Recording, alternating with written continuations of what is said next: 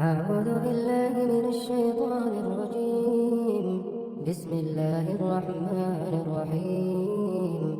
الرحمن علم القرآن، خلق الإنسان علمه البيان. الشمس والقمر بحسبان، والنجم والشجر يسجدان. والسماء رفعها ووضع الميزان، ألا تطغوا في الميزان، وأقيموا الوزن بالقسط ولا تخسروا الميزان. والأرض وضعها للأنام، فيها فاكهة والنخل ذات الأكمام، والحب ذو العصف والريحان. فبأي آلاء ربكما تكذبان؟ خلق الإنسان من صلصال كالفخار، وخلق الجان من مارج من نار. فبأي آلاء ربكما تكذبان؟ رب المشرقين ورب المغربين. فبأي آلاء ربكما تكذبان؟ مرج البحرين يلتقيان، بينهما برزخ لا يبغيان. فبأي آلاء ربكما تكذبان؟ يخرج منهما اللؤلؤ والمرجان. فبأي آلاء ربكما تكذبان؟ وله الجوار المنشآت في البحر كالأعلام. فبأي آلاء ربكما تكذبان؟ كل من عليها فان، ويبقى وجه ربك ذو الجلال والإكرام. فبأي آلاء ربكما تكذبان؟ يسأله من في السماوات والأرض، كل يوم هو في شأن. فبأي آلاء ربكما تكذبان؟ سنفرغ لكم أيها الثقلان. فبأي آلاء ربكما تكذبان؟ يا معشر الجن والإنس إن استطعتم أن تنفذوا من أقطار السماوات والأرض فانفذوا، لا تنفذون إلا بسلطان. فبأي آلاء ربكما تكذبان؟ يرسل عليكما شواظ من نار ونحاس فلا تنتصران. فبأي آلاء ربكما تكذبان؟ فإذا انشقت السماء فكانت وردة كالدهان. فبأي آلاء ربكما تكذبان؟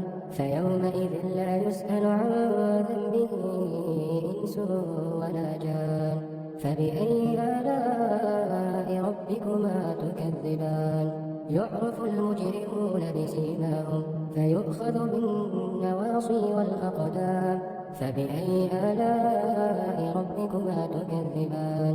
هذه جهنم التي يكذب بها المجرمون، يطوفون بينها وبين حميم آن. فبأي آلاء ربكما تكذبان؟ ولمن خاف مقام ربه جنتان. فبأي آلاء ربكما تكذبان؟ ذواتا أفنان.